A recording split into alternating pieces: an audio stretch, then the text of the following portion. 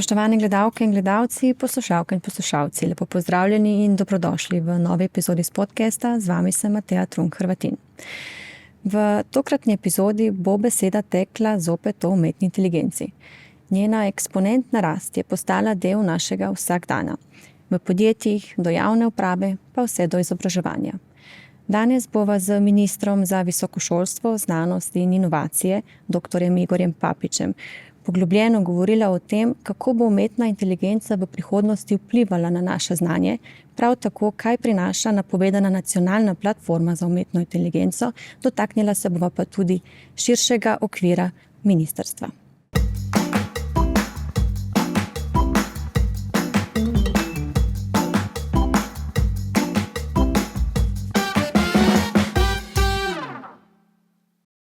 Gospod minister, lepo pozdravljeni in dobrodošli. Pozdravljeni, hvala za povabilo. Kako ste? Dobro. V redu? Običajno rečem vsak dan bolje, če mi verjamejo. Pomembno je, da vi verjamete. Ja, gotovo. No, kot smo nekako napovedali v uvodniku, bo danes tekla beseda o umetni inteligenci, namreč o temu se kar precej zadnje čase govori. Zdaj, vi prihajate iz akademskega sveta. Ja. Kako se je nekako vaš pogled morda spremenil na tehnologijo in pa tudi na znanje, ko ste sprejeli funkcijo oziroma sedaj, ko ste že nekaj časa v funkciji ministra? Gotovo ta izkušnja iz akademskega sveta, kot pravite, oziroma z fakultete, dekan, potem tudi rektor univerze, pomeni, da izredno dobro poznam to področje, kar je za nekatere seveda lahko težava. Upam, da je to pozitivno, ker znamo potem dobro naslavljati razne probleme, ki se pojavljajo tako v visokem šolstvu kot na področju raziskovalnih inštitutov. In mislim, da je to izredno pomembno, da dobro poznaš področje, ki ga nekako upravljaš na državnem nivoju. Izkušnja je gotovo pozitivna. Prepričan sem, da smo zdaj, recimo, ko se nekako zaključuje tudi mandat, kar pomembne korake naredili in pa ne mislim samo v tem obdobju 4 let, predvsem je sistem postavljen za naslednjih 10-15 let, kar pomeni, da bo stabilno financiranje, ne glede na to, kdo bo na vladi, in mislim, da je to eden ključnih elementov. Se pravi, vzpostavitev stabilnega sistema delovanja tako visokega šolstva kot znanstveno-raziskovalnega sistema v naslednjem obdobju. Logično. Zdaj vemo, da recimo umetna inteligenca danes ni samo neko orodje, je infrastruktura znanja. In kje vidite vi morda neko mejo med uporabnim orodjem in pa med družbenim tveganjem? Gotovo vsakič, ko se začnemo pogovarjati o umetni inteligenci, imamo dva aspekta. En je tehnološki aspekt, jaz sem seveda po izobrazbi tudi tehnik, kar pomeni, da me zanima tudi ozadje umetne inteligence. Umetna inteligenca ni črna škatla, ampak je pač zelo natančno načrtovan matematični algoritem, več algoritmov. In seveda mene zanima tudi z tega stališča. Seveda je pa v zadnjem obdobju, mogoče nekaj letih, to zelo aktualna tema tudi za druga področja, predvsem za družboslovje, humanistiko, kar je seveda izredno dobro, koristno tudi za nas tehnike, da znamo mogoče še z kakšnega drugega zornega kota pogledati na to tehnologijo. Gotovo zavračam teorije, da gre za nekaj čarobnega, nekaj magičnega. Ne, brutalni matematični algoritmi so odzadaj z vsemi slabostmi, ki jih poznamo pri klasičnih regulacijskih sistemih. In seveda, če se zavedaš tega, z določeno distanco jemlješ vse te rezultate, ki prihajajo iz sistema. Seveda za nekega povprečnega opazovalca, ki ne razume dobro, pa mogoče deluje res nerazumljivo, nekako magično. In potem seveda, ko sprostimo domišljijo, se pojavljajo razne teorije, zarote in ne vem česa še. Jaz bi tako rekel, da gotovo je prav, da si postavljamo vprašanje, kaj to pomeni, ampak ta vprašanja bi si morali zastavljati že veliko prej. Predvsem z pojavom družbenih omrežij, ker recimo zdaj dostikrat je umetna inteligenca kriva za nekaj, kar ni sama zakrivila. Recimo, če imamo vse mogoče neumnosti objavljene na spletu, preko vseh mogočih sistemov. In če zdaj ta umetna inteligenca nekaj najde, ne, in obdolži nekoga za nekaj, kar ni, ne, to ne pomeni, da je zdaj umetna inteligenca kriva. Kriva je kvečem toliko, da je pač poiskala neko vsebino na spletu, ki seveda nima teže. Je pa pozitivno to, da lahko vprašaš, odkje je ta podatek. Recimo, če trdi nekaj o meni, kar gotovo ni res, ne, je moje prvo vprašanje, da bom vprašal v nekem klepetalniku, odkot ti ta informacija. Ne, in mogoče mi bo poslal link, pa bom pa lahko tam ukrepal, kdo je to objavil, pa zakaj je taka informacija prisotna. Tako da želim tudi to izpostaviti. Sama umetna inteligenca je izredno star pojem.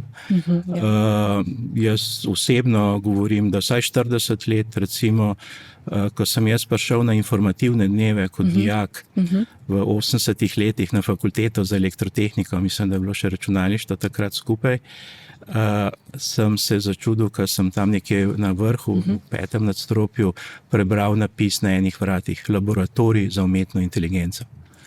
Se pravi, to je bilo v 80 letih, profesor Bratko, eden izmed pionirjev umetne inteligence, tudi v svetovnem merilu, je to začel in moram reči, da slovenski strokovnjaki na tem področju so svetovno prepoznavni. In to je en aspekt, ne? Nekaj, kar smo poznali dolgo časa. Zdaj se je pojavilo samo to, da te algoritmi, ki so izredno kompleksni, zahtevajo veliko procesorske moči, so prišli danes do izraza zato, ker se ta procesorska moč sprostila oziroma je na voljo. Določen algoritem, ki je včasih tekel en teden, se danes odvija v nekaj sekundah in postane uporabnost bistveno drugačna, kot je bila včasih. In seveda spet pridemo do te magičnosti nečesa, kar ljudje ne razumejo, in seveda, če nekaj ne razumeš, je to idealna materija za neke teorije, ne, kaj je vse vzadej in kaj se dogaja. Tako da je zadeva izredno pestra. Jaz običajno rečem, da danes o umetni inteligenci predvsem govorijo ne tehniki. Mi pa seveda ostajamo na tem, da uporabljamo te regulacijske algoritme. Tudi jaz osebno, čeprav moja usmeritev je elektroenergetika, ampak celo življenje delam z računalniškimi simulacijskimi sistemi. Temu se danes reče po novo digitalni dvojček. Včasih smo rekli simulacijski model, se pravi, da simuliraš nekaj, kar obstaja v realnem sistemu. Seveda v mojem primeru se ukvarjam za simulacijo delovanja elektroenergetskih sistemov in seveda to počnemo na računalniku. Obstaja cel kup regulacijskih algoritmov in jaz lahko rečem, da najbolj že 30 let uporabljam te algoritme, ki se jim danes reče umetna inteligenca. Tisto, kar je pa mogoče sinonim danes za umetno inteligenco, so pa klepetalniki. Ne? To je pa neka rahlo ali pa predvsem zanimiva zadeva, ne? Zato ker v bistvu zelo hitro poišče ali pa kompilira, sestavi določeno število informacij v neko novo celoto. In tukaj seveda prihaja do zanimivih rezultatov, ampak če ne razumeš dobro, kako delujejo te stvari, ne? Potem seveda ali si izredno kritičen, pa se zgražaš nad tem, kaj si dobil kot rezultat, ali pa zastaviš vprašanje na tak način, da veš, da boš dobil boljši odgovor. Se pravi, pri uporabi umetne inteligence, tudi če govorimo o teh klepetalnikih, čeprav to zame ni glavni namen, predvsem bi morali uporabljati to generativno umetno inteligenco kot neko dodatno orodje pri razvoju drugih sistemov, storitev, produktov in tako dalje. Ampak če ostanemo pri klepetalniku, mi moramo seveda opozarjati ljudi, da ni vse zlato, kar se sveti, in da moramo biti seveda izredno previdni pri uporabi teh sistemov. In pa še enkrat, ena najbolj ključnih zadev je, da se vsakič, ko karkoli vnesemo v ta klepetalnik, vprašamo, kje bojo te podatki ali pa dokumenti pristali. Ne, to mora biti osnovno vprašanje. Ker jaz se včasih rahlo zgrozim, ko slišim, da ljudje vnašajo svoje zdravniške izvide v klepetalnik in želijo mnenje, kaj to pomeni. Ne. Osebni izvid, zdravstveni izvid se pač ne vnaša v karkoli, kar je na odprtem spletu. Drži, ampak to je precej razširjeno. Ja, zelo. Se mi zdi, da včasih ljudje takšnim klepetalnikom skoraj bolj zaupajo kot pa morda zdravniku, oziroma gredo z diagnozo, ki jo je klepetalnik postavil že k zdravniku. Ja. No, pa če se mogoče zdaj naveževa na nacionalno platformo za generativno umetno inteligenco, ki jo je predsednik vlade napovedal brezplačno za vse državljanke in državljane. Bi lahko morda tako čisto poenostavljeno povedali, kaj to pomeni? Osnovno izhodišče je to, da umetna inteligenca predstavlja tako imenovano disruptivno tehnologijo. Kar pomeni, da ne gre več za vprašanje, kaj bo čez 5 let, glede razvoja na vseh področjih, ampak gre za vprašanje let. Pravi, umetna inteligenca bo drastično vplivala na razvoj družbe, produktov, storitev in gre za to, da če se zavedamo tega, oziroma če tukaj zaostajamo, bo pač nekdo drug nas prehitel.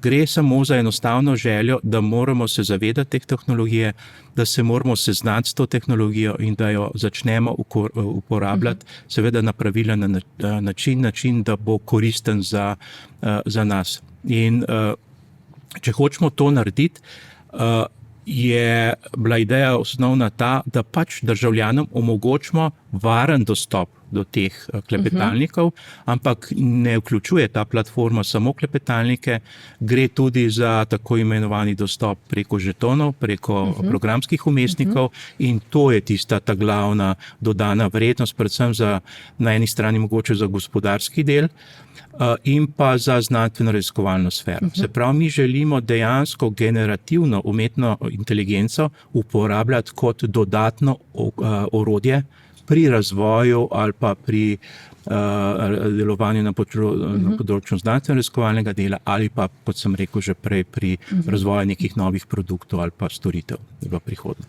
Se pravi, zagotoviti varno uporabo teh orodij, obeh tipov, se pravi klepetalnika in pa programskega vmesnika za naše državljane. Seveda, zdaj se pa lahko začne razprava, kaj to pomeni. Ja, tudi v javnosti je že bila tako, tudi kar se tiče transparentnosti tega. Ja. Najprej bi omenil, da najprej se govorilo, da gre za javni razpis in da bomo mi že kar nekaj kupili. Štartali smo tako imenovani postopek konkurenčnega dialoga. To pomeni, da je definicija same vsebine izredno kompleksna in tega ne moremo narediti brez predhodnih razgovorov s potencialnimi ponudniki teh storitev. In šele potem, ko upravimo te razgovore, ko preverimo arhitekturo, kako delujejo te sistemi, kje so podatki, kje so serverji, kje procesi laufajo. Jaz tudi recimo danes, ne jaz osebno, ampak mi recimo ne moramo vprašati informacijskega pooblaščenca, če je neka arhitektura delovanja takega sistema v redu ali ne, zato ker te arhitekture ne poznamo. To nam morajo razložiti ponudniki, kako njihov sistem deluje, potem se pa mi odločamo in preverjamo, ali je to v skladu z našimi pričakovanji, zaščito podatkov in tako dalje in tako naprej. Se pravi, gre za zelo kompleksno področje, pa mimogrede, nisem kompleksno za nas. Jaz sem imel nekaj stikov s temi ponudniki, jaz mislim, da je za njih, pa ne mislim zaradi nas, ampak če pogledamo te velike ponudnike v svetovnem merilu, jaz nisem prepričan, koliko jih bo preživel, koliko jih bo čez 1 leto, ali se bo združili, ali bo kdo kupil in oni, moram reči, da tudi delujejo v neki veliki negotovosti glede svoje lastne prihodnosti. A bo ostal 1, 2, večjih gotovo ne bo, ne? In je tudi z tega stališča zelo težko se pogovarjati, ker lahko se nekaj dogovoriš, pa bo pa tega ponudnika nekdo drug prevzel. Tukaj je izredno veliko število neznank in je seveda pravilno, da poskušamo čim več dobrih informacij dobiti, preveriti, kaj to pomeni za nas in šele potem, če ugotovimo, da je to pravi pristop, prava pot, da lahko zagotavljamo skladno s slovensko in pa evropsko zakonodajo, šele potem jih lahko na koncu pozovemo za končno ponudbo. In zdaj lahko kdo vpraša tudi, zakaj smo šli v ta formalni razgovor. Zato, ker na koncu mi se lahko neformalno pogovarjamo, ampak potem, ko nekoga vprašaš, seveda želimo doseči bistveno boljši popust, kot pa recimo pri manjšem številu licenc. Nihče nam tega ne bo dal, če ne bomo šli v nek uradni postopek. Ne? Se pravi, na koncu pol pričakujemo, da bomo dobili ponudbo, koliko je stane ena licenca za klepetalnik ali pa koliko stane en žeton pri tej programskem vmesniku. In to je tisti končni cilj, da če delamo to na nivoju države, po eni strani mogoče tudi, jaz sem slišal precej komentarjev v tem smislu, da tega nima še nihče, da se tega ni nihče lotil. Jaz seveda ne obupam, ne vem, če kdo reče, da se to ne sme ali pa da je nevarno. Rekel, prav, bomo pa mi prvi.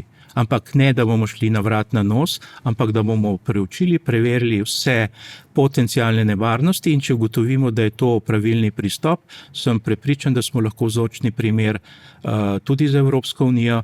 In pa moje izkušnje so bile tudi take, da v razgovoru s temi velikimi podjetji, ki je ena Slovenija relativno majhen trg, ampak so bili izredno zainteresirani zaradi tega, ker želijo postaviti poslovni model za državo.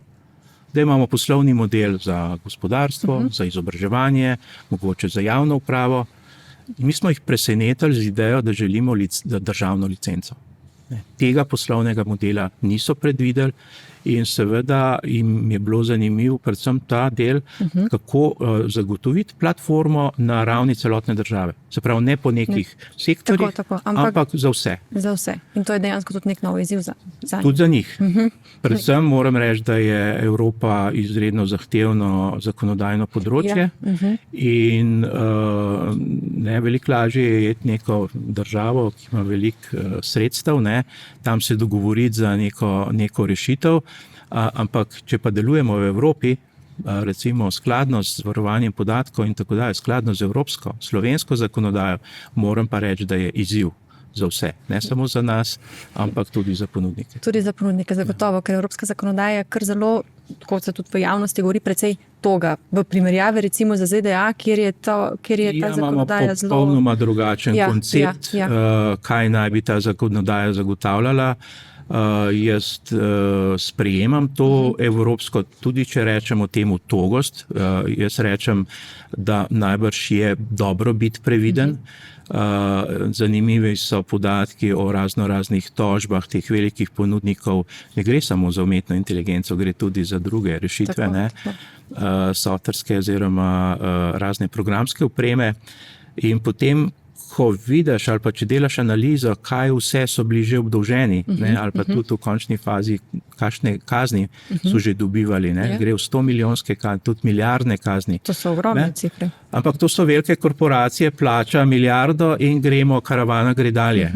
Upam, da tega problema ni več, kar je bilo očiten. In jaz sem prepričan, da je Evropa dobro to zastavila. Ne smemo se pa izgovarjati, zato ker je kompleksna zakonodaja, zdaj pa tega ne bomo počeli. Ja, vsekakor. Prav, treba poiskati rešitve, da so skladne.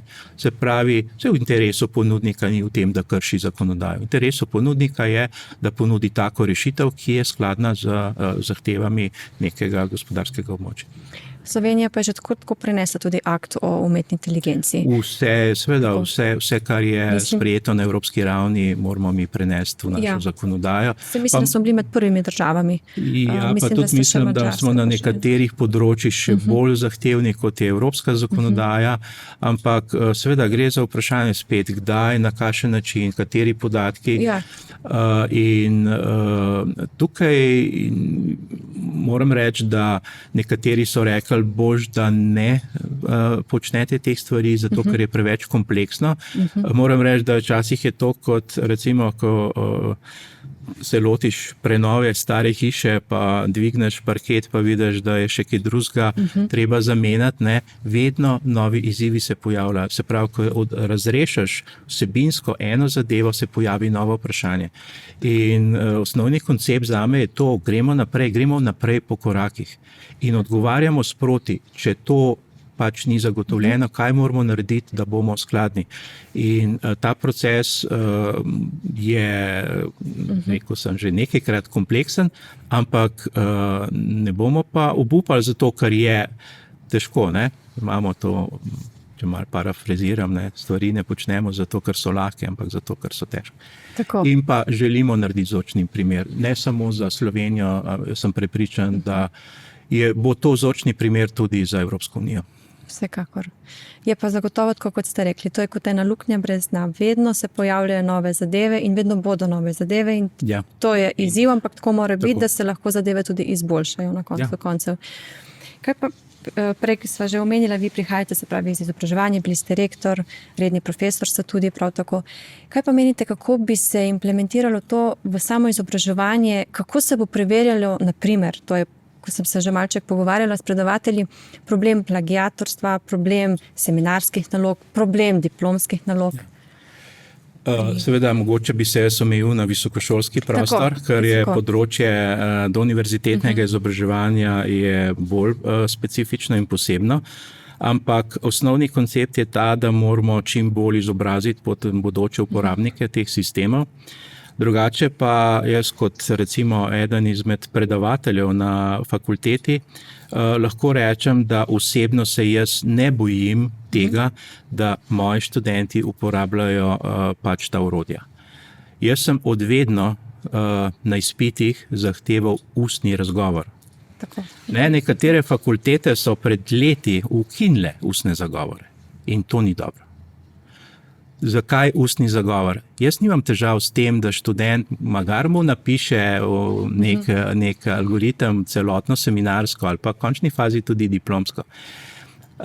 Seveda je vprašanje, kaj se je on naučil, a on to razume, kar tam piše. Ne? In to pa lahko jaz običajno na ustnem zagovoru študenta, tudi včasih ga sploh ni treba nič vprašati, sem pogledaš ga, pa ti je vse jasno.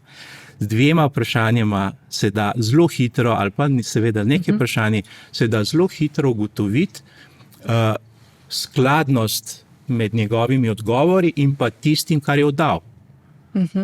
Recimo, lahko to rečemo, ne? Če ti nekdo reče, da moraš do jutra prebrati Vojno in mir, ne? Bo najbrž težko. Zelo težko, ja. Se pravi, nekdo ti lahko pomaga, da dobiš dober povzetek, kakorkoli. Ampak če ti da tiste vse ključne bistvene informacije v bistveno krajšem času, da govorim spet za področje tehnike, tehnologije, ne, da se ne bo kdo zgražal na področju humanistike, če rečemo, da je to sprejemljivo. Se pravi, mene potem zanima, koliko ta študent, glede na to, kar je oddal, pustimo zdaj, kako je to sestavil, kdo mu je sestavil, kdo je napisal, kdo je naredil, koliko on to razume. In če me prepriča, da se on v kratkem času dokopal do ključnih informacij in da je uspel narediti nadgradnjo teh začetnih predpostavk in je nekaj svojega naredil, jaz nimam težav oceniti, kaj je njegovo znanje, kaj je pa prispevek umetne inteligence, ki mu je pomagala, da je relativno hitro prišel do ene rešitve. Se pravi, odgovornost profesorjev se bo bistveno spet izpostavljala, mi bomo tisti, ki moramo nadzorovati. Če pa prepustimo študente nekemu sistemu, ne, najlažje je to, da ne vem, imaš veliko študentov, pišejo digitalno, se oceni, rezultati padajo v 1 minuti ven in potem jim pišemo ocene. Ta koncept se zdaj seveda na glavo postavlja, čeprav tudi avtomatsko samodejno ocenjevanje je tudi neka vrsta umetne inteligence, ne? Ja, tudi seveda. Ampak na nižji stopni. Ampak hočem reči, jaz osebno, pa na področju tehnike spet govorim, se teh orodij ne bojim, zato ker sem že prej hotel razumeti, koliko študent razume teme. In če bomo delali na ta način, bo to postalo neko orodje, ki bo samo omogočalo nam hitrejše, bolj učinkovito delo pri nekem procesu. In pa spomnim se, jaz sem bil v osnovni šoli, ko so prišli žepni kalkulatorčki. In takrat se je podobna teorija postavlja, a smemo mi kot mulci, ne, osnovni šoli, mislim, 3., 4. razred, osnovne šole, a smemo mi to uporabljati ali ne? In so bile takrat teorije, da če bojo otroci uporabljali žepne kalkulatorčke, se ne bomo nikoli naučili osnovnih računskih operacij.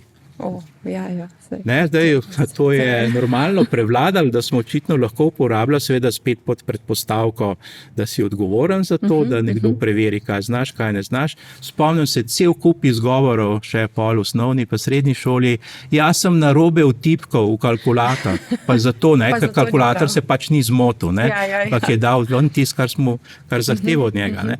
In to je bil najbolj banalen in pa neupoštevan izgovor, ne. Tako, če nisi prav tipkal, si pač sam kriv.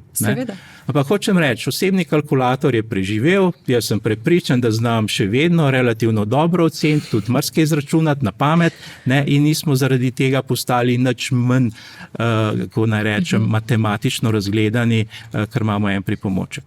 Potem drug velik moment je bil pojav osebnih računalnikov. Takrat smo tudi rekli, si predstavljate, vsak bo imel doma svoj računalnik. Ne, ker smo imeli enega v državi, dva, tri in tako dalje. In se tudi, seveda se nekako svet razvija naprej hitrejš, ampak ni se pa nič drastičnega, hudo drastičnega zgodilo. In zdaj, če pridemo na umetno inteligenco, mene, to sem že na začetku rekel, bistveno bolj skrbi, kaj se dogaja z družbenimi omrežji, kot pa z neki, kaj je orodje, ki brska po teh omrežjih, tudi po teh omrežjih. Ne? In recimo, mi smo razkrili svojo, temu se reče, digitalno identiteto in recimo, mimogrede, ta umetna inteligenca, ne, se je že precej časa preden smo mi uradno dobili dostop do nje, ne, uporabljala pri analizi objav na družbenih omrežjih. Ali pa eden prvi šok je bilo to, ko je nekdo brskal po brskalniku, po Googlu, ne, po Chromu, in je kar naenkrat ugotovil, da ta brskalnik daje odgovore odvisno od tega, kdo je prej uporabljal ta brskalnik. Se pravi, na svojem računalniku si dobil drugačne odgovore kot na enem drugem računalniku. Ne? In potem se nekdo zamislil in je rekel, nekdo spremlja, kaj jaz počnem na računalniku. To je bil prvi šok. Kako je to sploh mogoče? Nekdo brez moje vednosti nekako memorira, kaj jaz počnem v nekem orodju. Ne, to je bil prvi šok. In potem na koncu, jaz osebno sem rekel, če sem jaz iskal neko zadevo, ne vem, zanima avtomobili, ne, kar nekaj začnem dobivati reklame za avtomobile. Sem rekel, bolj za avtomobile, kot za nekaj, kar me sploh ne zanima. Seveda. Ne, da ni toliko negativno. Zamislili smo se pa na tem, da nekdo nadzoruje, kaj počnemo. Pa tudi takrat se ni še nihče zbudil. Ne, takrat smo to kar nekako ignorirali. To je bilo zanimivo. Da to veš, ne, probej, ne, pa daš eno vprašanje na 3 različnih računalnikih, pa boš dobil različni paket linkov, ne, povezav. In takrat se je to začelo. Da ne govorimo prve uradno, najbrž težko potrdimo zlorabe, ne, Cambridge Analytica recimo pri Brexitu, pri prvih volitvah predsednika Trumpa se tudi marsikaj govorilo, ne, da ne govorimo naprej. In takrat je nekdo že uporabljal te algoritme, ne. Ki pa še niso v splošni javnosti sploh znani. Ampak kaj je zdaj problem? Ne? Lahko ti uporabljaš algoritem, če se je nekdo izpostavil na omrežju. In nekdo, tudi to mi je zanimivo, da ljudje nočejo razumeti. Ne? Sem rekel, zakaj si prisoten, ne vem, na Facebooku ali pa na X-u? Jaz sem pozitiven, jaz sem pozitivne objave. Rekel, super, ampak ti si razkril, kdo si. Točno tako. Ne? Tudi, ker si pozitivca, si pa negativc, kakorkoli. Ti si se identificiral in imaš svojo označbo na spletu. In zdaj, če se 1/3 Slovencev identificira na spletu, mi vemo vse. Vse o vseh. Tako. Oziroma, osebno o nobenemu nič, vemo pa, kakšno je, ne vem, splošno mnenje o nekem vprašanju. Poglejte, jaz sem tudi na fakulteti, seveda, na fakulteti za elektrotehniko, kot dekan imel priložnost, da sem nekako privzeto sodeloval v komisijah za zagovore doktorata. Pa je že precej let od takrat. Ne? Da se marsikaj, da se iz obnašanja tudi, ne vem, uporabnikov, recimo uporabnika nekega omrežja, ne vem, ne želim delati reklamo zdaj za katerokoli omrežje, iz načina komunikacije posameznika, pa lahko imate 100,000 uporabnikov nekih storitev, iz načina komunikacije, pritožbe, vprašanja, se da identificirati, kdaj bo en uporabnik zamenjal operaterja. Vzorec se pojavlja, če pogledate analizo zadnjih, ne vem, 100, ki je odšlo, boste našli vzorec. Kaj se dogaja pol leta prej. Ne? In seveda, če analiziraš te podatke, lahko ugotoviš, oziroma lahko takega potencialnega uporabnika, ki kaže vzorce, da bo zamenjal operaterja, prestrežeš. In samo njemu ponudiš neko posebno ugodnost in ga začneš prepričevati, da ostane pri tebi. In tega se mi sploh ne zavedamo, ne? In potem pa jaz rečem, kot priden uporabnik, ki se ne pritožuje, zakaj ima on boljše ponudbe kot jaz. Ki pa se ne pritožujete in ste samo tam. Zato jaz sem priden, jaz plačujem naročnino, ne težim, ne, jaz ne bom nič dobil posebnega, razen pač nek paket, ki ga imam, tiska pa ne teži, se bo pa operaterju splača sprožiti neko akcijo, da ga zadrži. In to se da narediti. In to se že počne. Dajte, če smo mi doktorati odnjeli na tem področju. Zagotovo. Pa recimo Jure Taleskovca vsi poznamo. On je tudi razlagal v času COVID-a, recimo, kako se širi COVID, pa sploh ne gre za osebne podatke. Če imaš ti dostop do generičnih podatkov, recimo o milijonu uporabnikov mobilnega omrežja, ti lahko identificiraš gibanje in početje teh ljudi. Nobenega nisi osebno niti približen izpostavil, lahko pa delaš analize, kje se je gibal, kje se je potencialno okužil, kakšne so navade ljudi, kdaj gre nakupovati, kdaj gre zdravniku, kdaj gre v kino, kakšne so navade glede na družbeni status, bogatejši, manj bogati, gor, dol, levo, desno, vse se da identificirati. Zakaj so nižji sloji bolj izpostavljeni kot višji sloji? Ravno zaradi vzorca gibanja. Tako. Kje kupujejo, a greš v shopping center z ogromno ljudi, a greš neko butično izvedbo in tako dalje. In na podlagi teh generičnih podatkov mi lahko identificiramo vse. In še enkrat, in kdaj se je to zgodilo?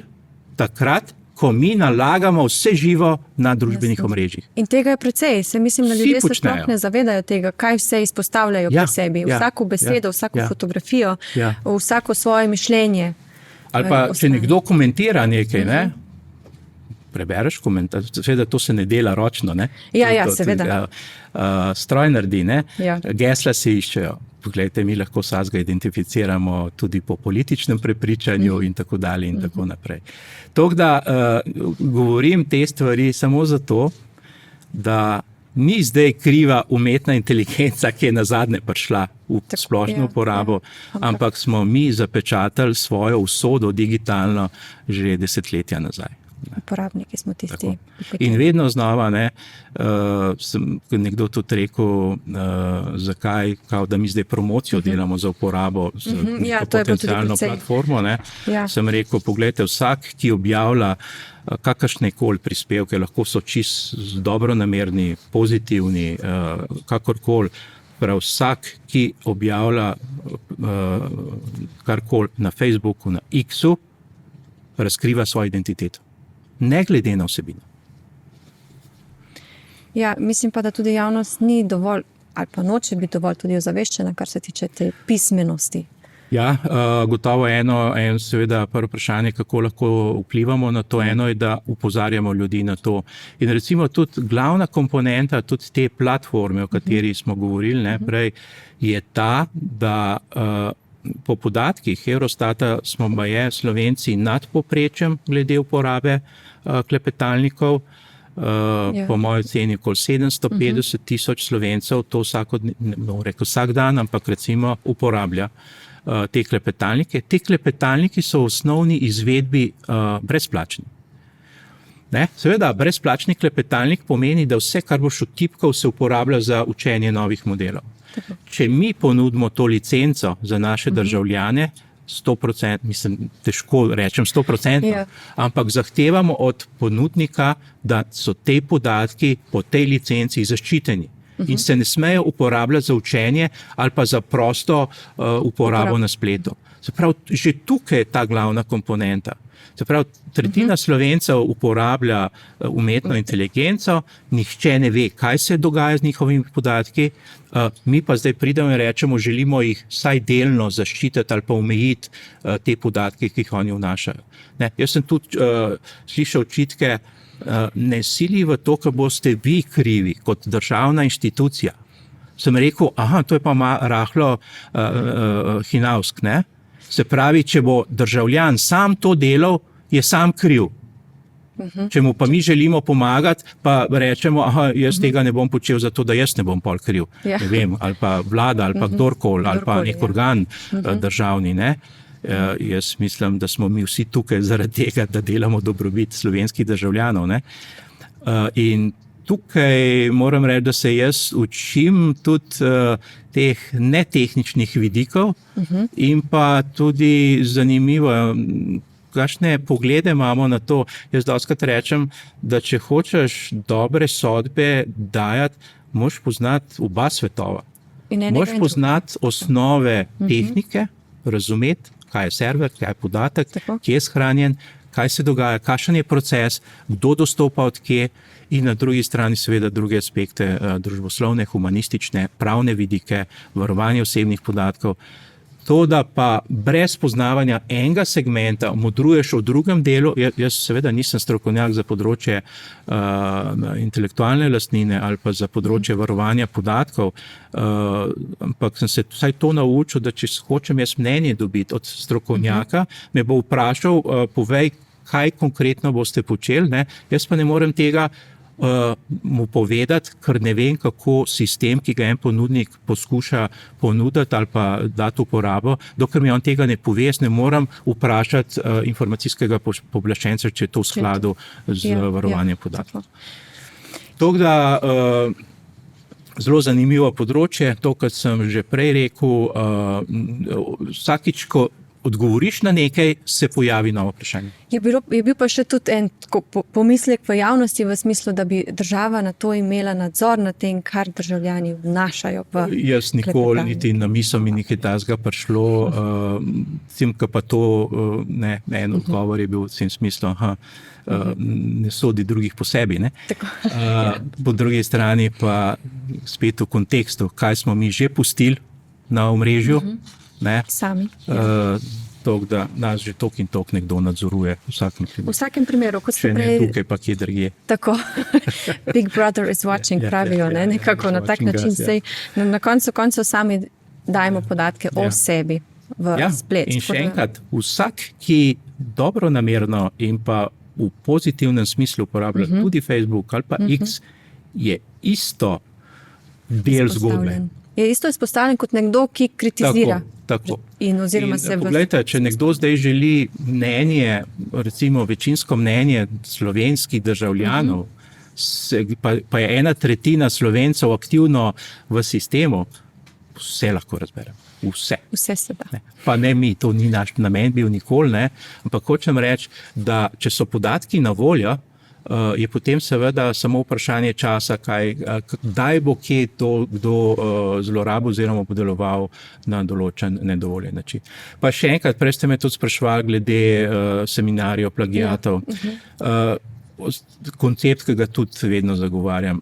Te zlorabe so izredno kompleksne. Se pravi, z umetno inteligenco se da zelo prefinjeno delati plagiate in kreirati neke vsebine, ki so izmišljene. Ampak veste, kaj je pa edini način, kako se boriš proti temu? Spet z umetno inteligenco. Ročno se to ne da. Samo umetna inteligenca je tudi edino proti zdravilo, če lahko rečem, ali pa proti ukrep za zlorabe na področju umetne inteligence. In pa še eno dejstvo, umetna inteligenca nikoli ne zlorablja nas, ampak človek zlorablja umetno inteligenco. Pa bodo sprejeti kakšni pravilniki na ravni univerz, kar se tega tiče? Zdaj neke glavne usmeritve so prisotne, glede recimo plagiatorstvo je stara zadeva. To je že staro, to poznamo, recimo vsaka diploma se že desetletja tako se da v sistem in pa so bile razprave, koliko procentov je lahko se ponovi, koliko ne. To niso enoznačni odgovori, ne?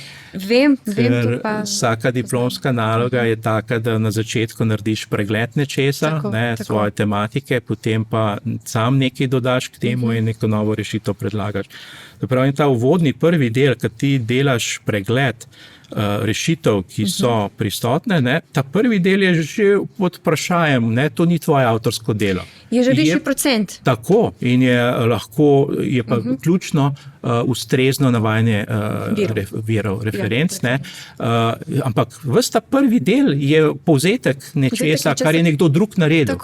Tukaj moramo sem paziti na navajanje virov, ampak se vam lahko zgodi, da ta procent je lahko takoj, 30%. Zagotovo, posebej verjetno tudi kakšne pravne naloge, kjer so povzetki kakšnih členov, zakonov in kljub temu, da je seveda vir vedno naveden, odkot je. Končni pa pravijo, da ne sme biti nič, v končni fazi že osebne podatki, ime, priimek in pa afiliacije so stvari, ki se ponavljajo in to, da 100% dela ni nikjer. V raziskovalnem delu, tisto je pomembno, da pa je... Ampak tudi recimo en dokument, kot je diploma ali pa doktorat, ima lahko večji del vsebine je analiza obstoječih rešitev. Ti moraš zelo dobro poznati eno tematiko in pa rečeš, problem pri obstoječih rešitvah je to pa to in ta problem bom jaz obdeloval v moji disertaciji. Potem pa lahko pride ta drugi del, ki je lahko krajši kot pa ta uvod, pregled in sem prepričan, da je lahko super, izredno dober doktorat, ne glede na to, koliko je v uvodnem delu, ne bom rekel prepisanega, ampak znanih rešitev, ki niso nekaj novega, ampak so dejansko povzetki iz obstoječe literature. In verjetno tudi zdaj umetna inteligenca je tista, ki... Seveda to pomeni, da bo šlo to samo to hitrejše.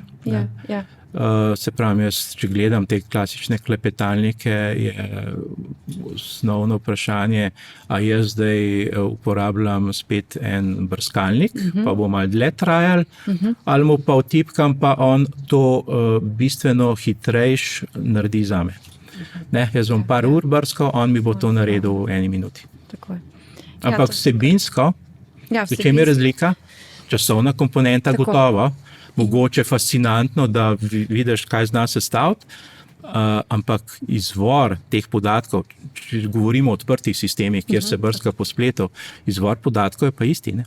Tako, mislim, isto bazo. Ista baza, ampak časovna komponenta je tista, ki je Je pa danes seveda te sistemi grejo že v smeri, tudi mogoče se sploh ne zavedamo spet v nekih programskih opremi, ki vsi uporabljamo, se nam že razne ikonce pojavljajo, ki vam skočijo, in že ponujajo, ne samo da brska po spletu, lahko brska tudi po vaših dokumentih. Pa ne vem, koliko ljudi se zaveda, kaj to načeloma pomeni. In vam v vašem dokumentnem sistemu, recimo, če sem jaz čisto kot fizična oseba, kupam licenco, vemo, kdo je največji ponudnik programske opreme, dobim ta paket zraven, tudi če doplačam kaj za to licenco, seveda jaz lahko naložim vse moje dokumente spet v oblačni sistem tega ponudnika, in kar naenkrat dobim jaz možnost, da izberem, a bo zdaj on delal analizo neke vsebine na mojih dokumentih ali na spletu. Tako. Če na spletu se vemo, je vprašanje virov pa relevantnost in tako dalje. Če pa jaz to delam na moji podatkovni zbirki, ki pa lahko rečem, je pa preverjena, je zelo dobra, je lahko zelo pozitivno, se moramo pa zavedati, da je vprašanje zdaj, kje so te podatki. So v oblačnem sistemu, tudi če so v oblačnem sistemu, ni ključno to, ali je v Sloveniji ali ni v Sloveniji. Ključno je to, ali je v Evropski uniji ali ni v Evropski uniji. Kako je zaščiten oblačni sistem in tako dalje. Tle cel kup vprašanj in odgovoriti na vse to ni enostavno. Ne, zagotovo ni enostavno. Bo šlo pa najbrž po korakih, mi bomo poskušali definirati, kje so tisti bolj varni načini uporabe, pa mogoče začnemo s tem. Določene storitve, kot so pa res osebni podatki, recimo zdravstveni sistem ali kaj takega, sem pa prepričan, da nikoli ne bomo obdelovali s komercialnimi modeli, zato ker prvič komercialni modeli ne delujejo v lokalnem omrežju. Mi pa prav gotovo ne bomo naših osebnih podatkov selili kamorkoli drugam iz naših fizičnih serverjev tukaj v državi. Ja, vsekakor. So pa seveda pol odprtokodni sistemi in tako dalje. In tudi mogoče ta koncept, kako pa se pojavi vprašanje, a se bomo navezali na enega ponudnika, drugega ponudnika. Po te neka groba slika, kako naj bi to izgledalo. Jaz sem prepričan, da bo ponudnik oblačnih storitev. On bo pa sklepal pogodbe z modelom. Večjimi. Ja, seveda. Če se bo kdo, ne vem, umaknil, spremenil, združil, to ne vpliva na ponudnika oblačnih storitev, bo samo dodal. In kaj to pomeni? Da ta platforma enega oblaka pomeni, da lahko on priklaplja tudi odprtokodne modele, komercialne modele, ne samo enega, več modelov in jih tudi spreminja. V končni fazi bi lahko rekli, a bomo mi sami se odločali, da se ga zberemo, ali pa spet nek avtomatski sistem, ki dirigira, ta vsebina je bolj s tem sistemom, ta vsebina z unim sistemom in mi v zadju sploh ne vemo, koliko modelov se uporablja istočasno. To je pa najbrž rešitev, ki bo neki prihodnosti bila standard, po mojem prepričanju. Pa sploh ni vprašanje, a je ponudnik A, B, C, vsi bojo tam, en bo zginil, drug bo prišel, dva se bosta družila, pa bo sem en ostal. Drugače pa vsi odprtokodni sistemi so tisti zastareli modeli komercialnih modelov. Tukaj je tudi stvar jasna in pa zavedati se moramo, komercialni model se sproti osvežuje, prihaja nova verzija, odprtokodni sistem je v tvoji odgovornosti, moraš ti skrbeti za dodatno učenje in vzdrževanje sistema, kar spet zahteva seveda določene resurse, tako v hardveru, kot pa seveda tudi v ljudeh, ki to delajo. Ja, vsekakor zaveščenost ljudi. Torej, platforma ni mišljena en ponudnik modela, ampak sistem, ki vključuje več modelov in seveda te modeli se lahko prosto spreminja.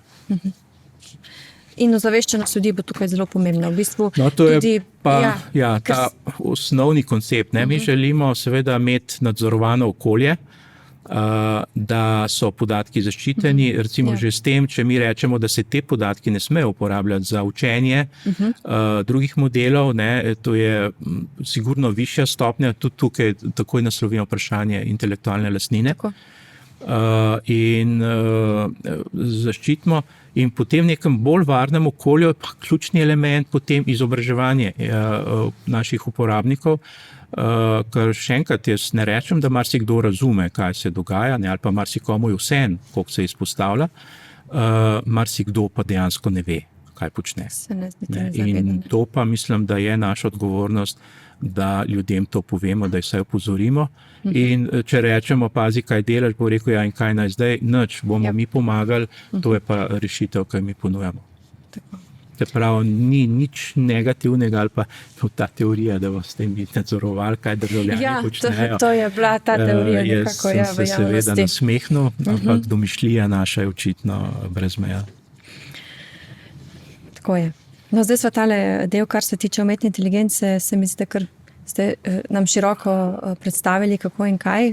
Sem to povedal, jaz nisem strokovnjak za umetno inteligenco. Ja, v redu, ampak ste z tega področja, tu ste bili vpleteni, tako da poznate to področje in zdaj tudi mislim, da bo tudi mogoče malo bolj jasno, kako dalje oziroma kako se tudi s tem spoprijemati in nekako, da tudi ljudje vedo, da jih ni potrebno biti strah tega, ampak da morajo samo znati s tem delati, ampak pametno, na pameten način, tako da tudi sami sebe ne izpostavljajo preveč, ker na koncu koncev so potem oni tisti, ki so preveč izpostavljeni.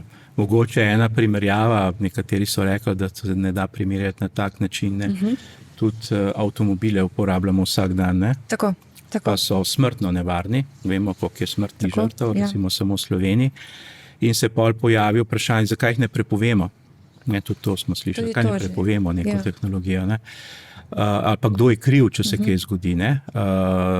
In to je pomembno potem. Zelo jasna pravila je treba postaviti, izobraziti ljudi. Ne vem, tudi seveda preden greš v avto, moraš iti v avtošolo, moraš narediti izpit, moraš biti polnoleten in tako dalje in tako naprej. In pa seveda pol, ko uporabljaš to eno tehnologijo, moraš spoštovati pravila. Če pravila ne spoštuješ, si pač kazensko odgovoren. In isto bo veljalo pri vseh drugih tehnologijah. Zdaj pa, če gremo morda še malček naprej in sicer glede vašega resorja. Kaj bi rekli, da je v tem vašem času bilo največ sprejetega? Namreč je bilo kar nekaj premikov, kar se tiče v visokem šolstvu. Zame osebno, mogoče glavni element je bil lani sprejeti zakon o visokem šolstvu. Po 30 letih popolnoma nov zakon. Bilo je cel kup novel v tem obdobju, kar pomeni, da je bil skrajni čas, da to zaključimo in da naredimo neko novo osnovo. Ta zakon in pa prej noveliran zakon o znanstveno-raziskovalni in pa inovacijski dejavnosti sta zame ključna zaradi sistema financiranja. Ja, to je bilo kar nekaj sprememb, kar se na tem področju. In gre predvsem to, da se sistemsko zagotovi ustrezno financiranje in da to ni več funkcija enega mandata, ene vlade, ampak sem prepričan, recimo, da ta koncept, ki zdaj velja, da se recimo visoko šolstvo financira z deležem BDP-ja na leto, nekim procentualnim deležem. Ja. Ko to dosežemo, seveda bo neko prehodno obdobje bilo potrebno, ampak gre za drastično spremembo v sistemu financiranja. Če pogledamo obstoječe financiranje, pa te vrednosti 1,5%, to je več kot dvakratnik v nekem daljšem obdobju, recimo tudi do 10 let. In to je ukrep za naslednjih 15 let. Ne? Ni to stvar tega mandata, sistemsko je bilo urejen. Podobno smo dvigali pri znanstveno-raziskovalni dejavnosti na 1,25%. Tukaj je manj zato, ker imamo tudi zasebna vlaganja. In vse skupaj po naši strategiji, razvojno-inovacijski strategiji Slovenije, bi mogel ta procent doseči 3,5% z zasebnimi vlaganji.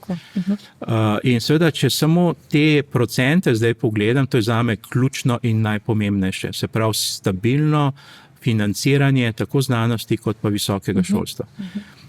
Ker vedno rečemo, eno je, seveda vmes smo sprejeli tudi nov plačni zakon, ki seveda pomembno vpliva tudi na plače v visokem šolstvu in v znanosti.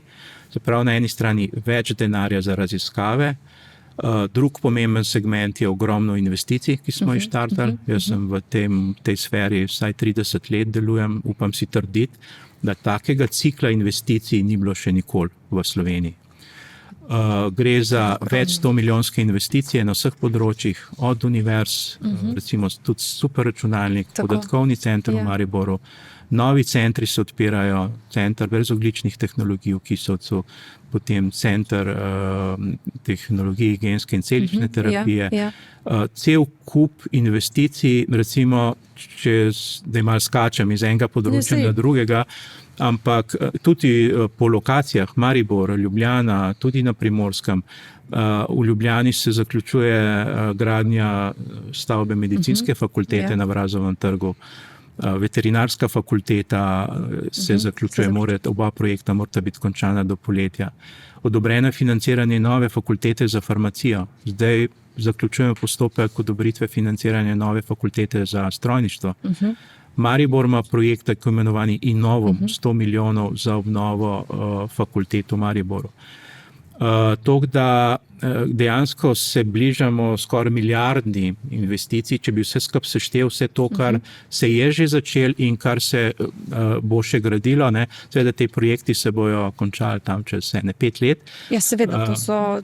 In recimo, če to sestavimo, boljše financiranje, boljše plače, boljša infrastruktura, to so osnovni predpogoji, da to znanje, ki je pa v naših ljudeh, v naših raziskovalcih, raziskovalkah, profesoricah, profesorjih, da ima dobro podlago in seveda z njihovim znanjem seveda, jaz sem prepričan, postavlja osnovne pogoje za bodoči razvoj Slovenije. Zagotovo in tudi, da ostane v Sloveniji, da ne odhajajo v tujino.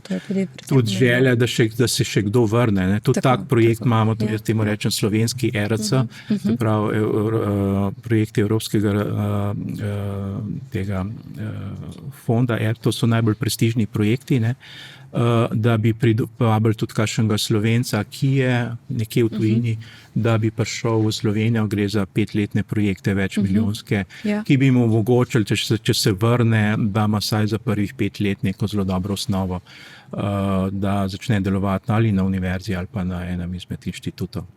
Tako da teh projektov je veliko in zakonodaja zame seveda je predvsem to financiranje pri zakonu, v visokem šolstvu je pa seveda še cel kup drugih stvari. Seveda, tukaj so tudi tako mikrodokazila. Malo je bilo vprašanj glede izrednega študija, oziroma časovno prilagojenega. To je bilo malo polemik tudi. Spet zaradi nerazumevanja. Ampak pa tudi vemo, kdo je imel tukaj razne interese od zadaj.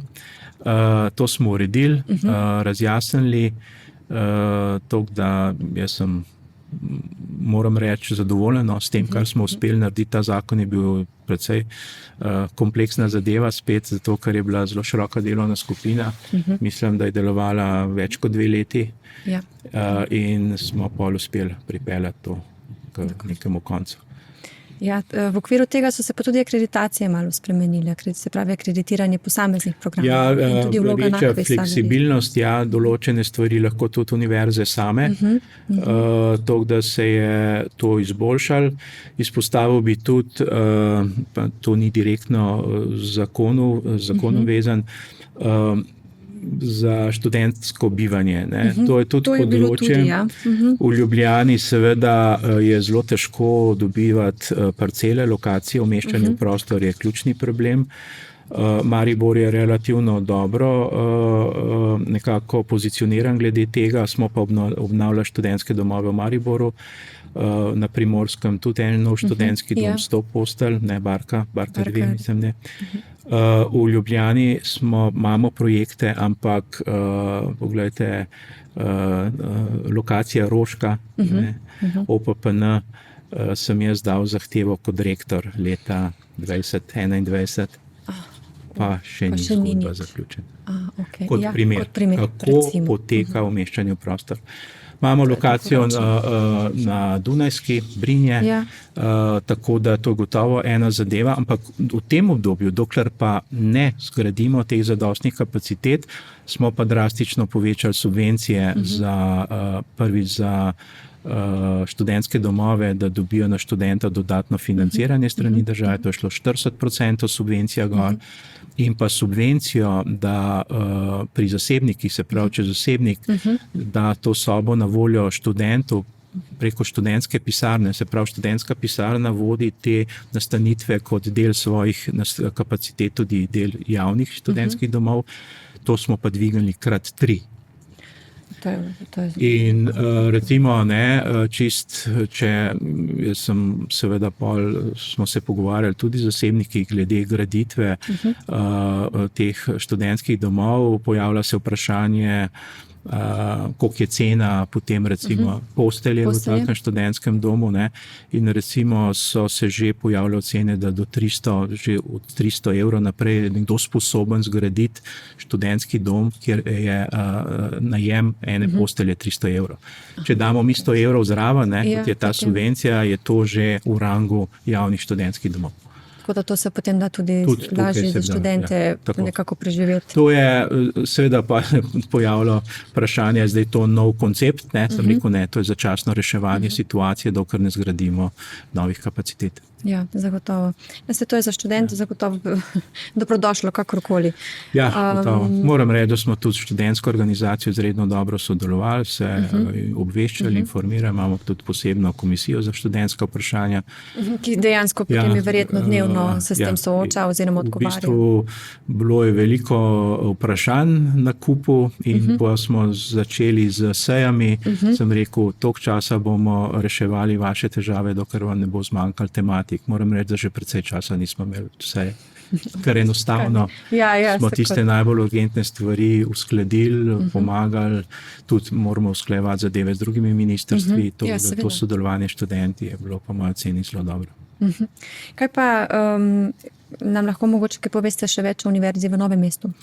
Ja, to je pa gotovo, mogoče zgleda kot spet projekt v zadnjem trenutku, bi pa omenil. Jaz mislim, da ko sem prišel v pisarno kot minister takrat leta 2022, je bila to moja prva službena pot. Jaz sem šel v Novo mesto na obisk in sem se sestavil z vsemi temi dekani. V Novem mestu imamo načeloma 4 samostojne fakultete, pa eno zasebno univerzo, ki ima tudi 4 fakultete in pa seveda raziskovalno središče Rudolfovo. To je 9 enot, s tem, da Rudolfovo naj bi bila pridružena članica. Pravi, z dekani in pa z rektorjem smo se začeli takrat pogovarjati, postopki so se začeli že prej. Ideje so bile take, da bi še eno javno univerzo, ta ni javna, ali še kakšno fakulteta. Jaz sem takrat rekel, ali boste vsi skupaj, ali pa nima smisla, da karkoli spreminjamo. Moram reči, da je bil tudi pozitiven odziv strani rektorja Blažiča, da je bil pripravljen prepustiti to zasebno univerzo v ta projekt javne univerze. In smo se dejansko 4 leta pogovarjali, tako drugače, delali razne študije izvedljivosti. Moram reči, da je bila tudi mestna občina Novo mesto izredno konstruktivna, ponudila je zemljišče kampusa preko 20 hektarjev, mislim, da gre posebej tudi neke nepremičnine v samem centru mesta. In zgodba je zdaj prišla do te stopnje, da smo mi potrdili na vladi, zdaj pa v državnem zboru. Jaz iskreno upam, plan je, da bo potrjena še v tem mandatu. No, odlično. Se pravi, to bo zdaj potem v kratkem? To, ja, recimo začetek v prvi polovici februarja. Gre pa za to, da teh 8 fakultet bo zdaj sestavljalo novo javno univerzo. Rudolfovo bo pa pridružena članica te univerze. In to bo tako imenovana 4. javna univerza. Ja, tako je. Imamo v Ljubljani, Maribor, Primorska in ta zdaj 4. Tudi na Primorski so bili sedaj neki premiki, kar se tiče v zdravstveno smer. Ja, Primorska je mogoče univerza na Primorskem presenetila s to pobudo, da ustanovi študijski program medicine. Tudi ta projekt poteka po načrtih. Kot sem obveščen, zdaj je seveda celoten program v postopku akreditacije, ampak kot imam informacije, naj bi bilo v mesecu, mogoče 2 to znano. In pa v tem pismu nameri je bilo rečeno, da bojo prvi študenti vpisani v študijskem letu 27-28. To je pred vrati, praktično. Ne letos, naslednje. Ampak glede na to, kako to univerza pelje, glede na zadeve, ki so jih že upravili, sem prepričan, da je to popolnoma realna zgodba in da bo dejansko drugo leto, se pravi 27-28, upisali prve študente v študijski program medicine.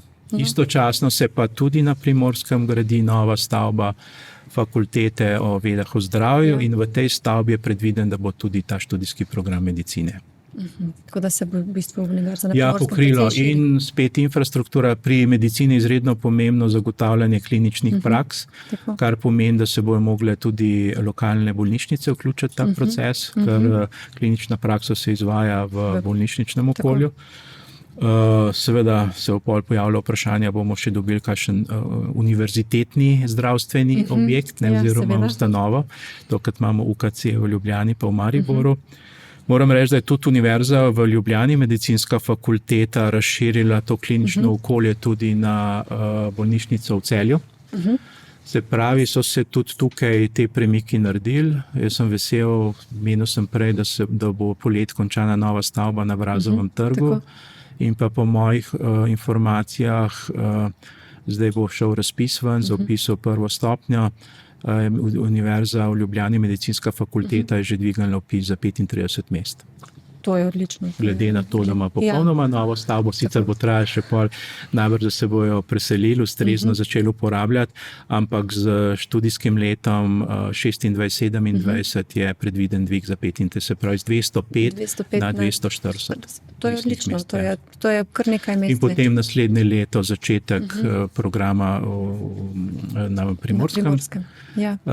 Mariborski program pa tudi teče, tudi investicija v obnovo medicinske fakultete v Mariboru je predvidena, ampak se še pripravlja gradbena dokumentacija. Odlično. Jaz se za naše, bom rekla, študente v Sloveniji je dobro poskrbljeno v smislu, se lahko pišejo prvo stopnjo, delajo študij, se pravi brez plačila, na to pa nadaljuje na drugi stopnji, ki je tudi brez plačila. Se pravi, v času študija, ne vem, na prvi stopnji lahko ali enkrat ponavlja letnik ali enkrat koristijo absolventski staž. Preveč demokracije, ampak imajo, bi rekel, dobre pogoje. Mogoče se doskrat ne zavedajo, da to ni samoumevno, to ni brez. Eno je, študij je brezplačen, to pa ne pomeni, da ni stroškov za izvedbo študija. Ne? In pa še ena novost, ki mogoče ni toliko, ko ste glih omenjali, da imamo brezplačni študij na prvi pa drugi stopni. Po novem zakonu od leta 2029 naprej bo tudi tretja stopnja brezplačna. Se pravi, doktorski študij tudi. Ja, kar danes je seveda plačljivo. Ja, seveda, vse posod je plačljivo, mogoče so sofinanciranja, seveda. Ni čist, sofinancira se. Tako. Se pravi, da se del šolnine pokrije strani države. Tako. Ampak v osnovi more pa študenti na doktorskem študiju plačati šolnino. Pustimo zdaj, od kje dobijo sredstva. Mladi raziskovalci imajo to seveda v okviru svojega programa. Subvencija se podeli, ampak ko se zaključi to 4-letno obdobje, zdaj to je zadnje, po novem zakonu se začne leta 2029, novo 6-letno obdobje in od takrat začenjamo tudi z brezplačnim študijem na 3. stopnji. No, to je zdaj odlična novica za naše poslušalke. Ja, mogoče malo spregledan v razpravah o vseh drugih temah, ne, kot so koncesije, kot so te zgodbe glede časovno prilagojenega študija, kot mu zdaj rečemo. Jaz rečem, to je študij ob delu, ne, pustimo, kako se imenuje. Mi je bilo pa zanimivo, ne, da so študenti protestirali, da smo jih zdaj mi, da jim podaljšujemo študij, ne. Ja, če je ob delu oziroma časovno prilagojen. Prva stvar je, da boste sami se odločali, želite ali ne. Seveda. Po izkušnjah nekaterih drugih fakultet, recimo na naši fakulteti, že redni študenti težko redno opravljajo obveznosti, kaj šele nekdo, ki je ob delu. Torej je to zelo pomembna bonifikacija, da dejansko študent lahko en letnik opravlja 2 leti. In kar je pomembno, ne, recimo, dobro, to bo zdaj brezplačno na javnih univerzah, ampak prej si mogel plačati 2-krat polno šolnino, ne? Še nisi bil uspešen, pa se rabo 2 leti, ne? Zdaj boš plačal polovico za prvo polovico leta oziroma en semester, pa potem drugo polovico, kar bo tudi bistveno ugodneje, recimo pri tistih, ki bojo to še vedno plačevali, recimo pri zasebnikih. Tako da ta izobraževalni sistem se razvija v to smer, da dejansko se tudi na nek način potem spodbuja študente, da nadaljujejo svojo izobraževalno pot in širijo znanje. Ja, in da imajo v dobre pogoje, se pravi, absolutno prioriteta tudi zame je to, da zagotavljamo še tudi dobre nastanitvene zmožnosti za študente. Seveda, vsekakor. To je gotovo še pomemben cilj, drugače pa ja, mislim, da so bili narejeni pomembni premiki na bolje. Ja, zagotovo. Imate morda še kakršnokoli sporočilo za naše gledalke in gledalce, poslušalke in poslušalce? Mogoče spet, če se vrnem na področje umetne inteligence, bodimo odprti, bodimo previdni in pa zavedajte se, da vsak vnos v računalnik, vsak klepetalnik ima svojo zgodovino, ima svoj spomin, tako bom rekel. Ne. Bodite previdni pri uporabi umetne inteligence. Gospod minister, najlepša hvala za vaš obisk in klepet. Hvala vam za povabilo. Drage gledalke in gledalci, poslušalke in poslušalci, najlepša hvala, da ste bili z nami in ne pozabite, ostanite vedoželjni in bodite informirani. Do naslednjič.